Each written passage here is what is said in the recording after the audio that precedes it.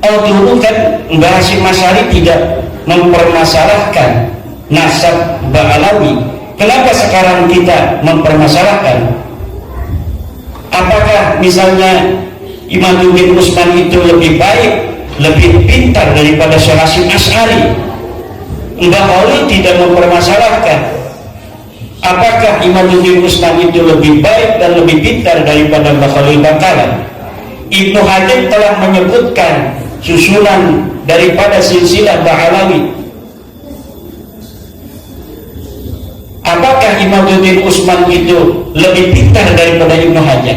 Narasi-narasi semacam ini memperlihatkan ada masalah kita di dalam taklid. Nah, taklid itu sangat mendapatkan perhatian khusus dalam Al-Quran agar umat Islam tidak terjebak dalam setan-setan taklid. Imam Ghazali mengatakan taklid ini setan. Lihat Ihya Ulumuddin. Bagaimana Al-Quran mengatakan inna wajadna aba'ana ala millatin wa inna ala atharihim muqtadun. Karena bapak kita sudah begini, mempunyai pendapat, apakah ada dalil atau tidak ada dalil, maka inna ala atharihim muqtadun, kita mengikuti saja walaupun tidak ada dalilnya. Al-Quran melarang kita untuk mengikuti sesuatu tanpa adanya dalil. La taqfu ma laysa laka bihi ilmun. Jangan engkau ikuti apapun tanpa adanya ilmu. Mahwal ilmu, al-ilmu huwa dalil. Ilmu itu adalah dalil. Ilmu itu adalah dalil.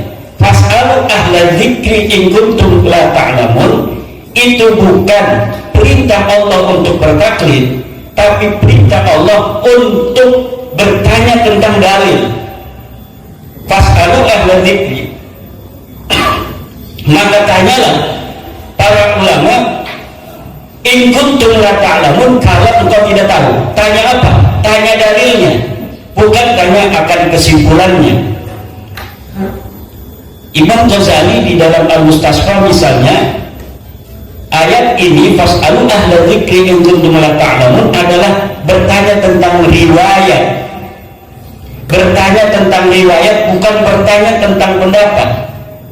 Artinya apakah ada riwayat tentang suatu masalah yang kami hadapi ini dari Nabi, dari para sahabat, khulafaur rasyidin, apakah ada? Kalau kita tidak tahu, fas'alu ahla dzikri in kuntum la ta'lamun, bukan bertanya tentang pendapat dari seorang laki-laki yang sama dengan kita, dia adalah seorang laki-laki.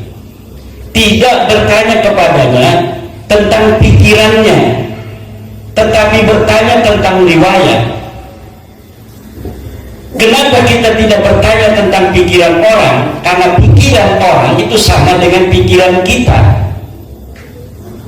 Yang membedakan adalah pikiran itu apakah berdasarkan dalil ataukah tidak. Imam Syafi'i mengatakan la yahillu taqlidu ahadin siwan Nabi sallallahu alaihi wasallam. Tidak boleh kita mengikuti, tidak halal. Ini kata-katanya luar biasa. Tidak halal kita mengikuti seseorang siwan Nabi sallallahu alaihi wasallam. Imam Malik juga mengatakan hal yang hampir mirip.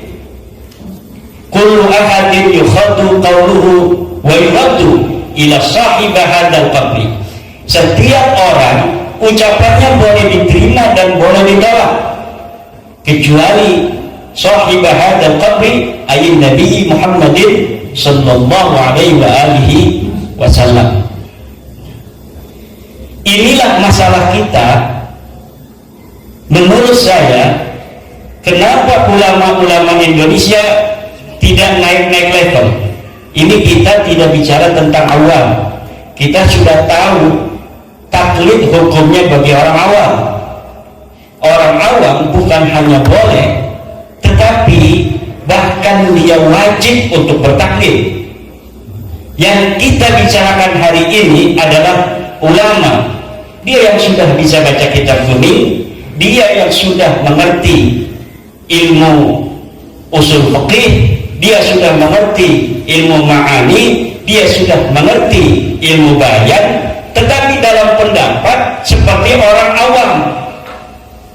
Bagaimana orang awam berpendapat? Orang awam berpendapat dengan taklid. Dia beribadah dengan taklid, li'annahu la yaqdirul ijtihad, karena dia tidak mampu untuk beristihad. Yang kita maksud istihad ini bukanlah istihad dalam pengertian seperti Imam Syafi'i beristihad umpamanya. Itu pun sebenarnya bagi siapapun masih ada.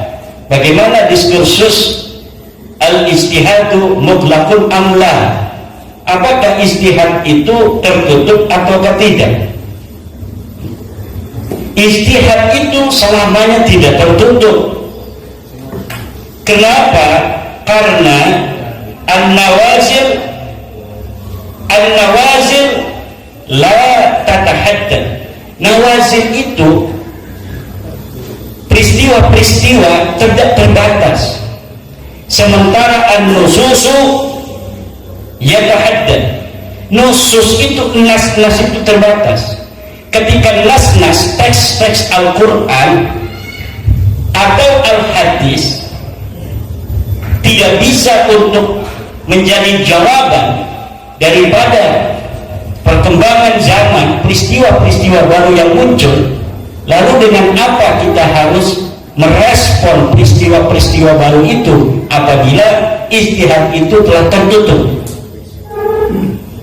Fikih yang hari ini kita pelajari, Fathul Qarib, itu hal yang ada di Fathul Qarib adalah pemikiran ulama tentang sebuah nas yang ada di dalam Al-Quran dan Hadis atau ijma atau qiyas berdasarkan kontekstualitasnya yang ada pada masanya.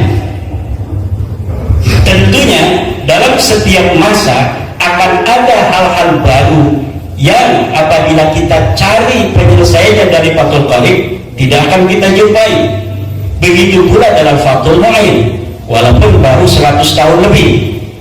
Begitu pula dalam I'anatul Talibin, begitu pula di dalam kitab-kitab lainnya, apalagi misalnya kita langsung kepada Imam Ar-Rafi'i yang sudah 500 tahun, pada Ibnu Hajar yang bisa 200 tahunan, apalagi kita langsung kepada Imam Syafi'i yang sudah 1000 tahun. Tentunya dalam setiap masa az-zamanu yahtaju ila rijal. Untuk apa? Rijal ini yang akan menjadikan Al-Quran itu bicara. Di anal Quran la yantiqu wa innama yatakallamu bihi rijal. Quran itu tidak bisa bicara, yang bisa bicara itu adalah ulama. Bagaimana kalau pintu istihad itu tertutup sementara ulama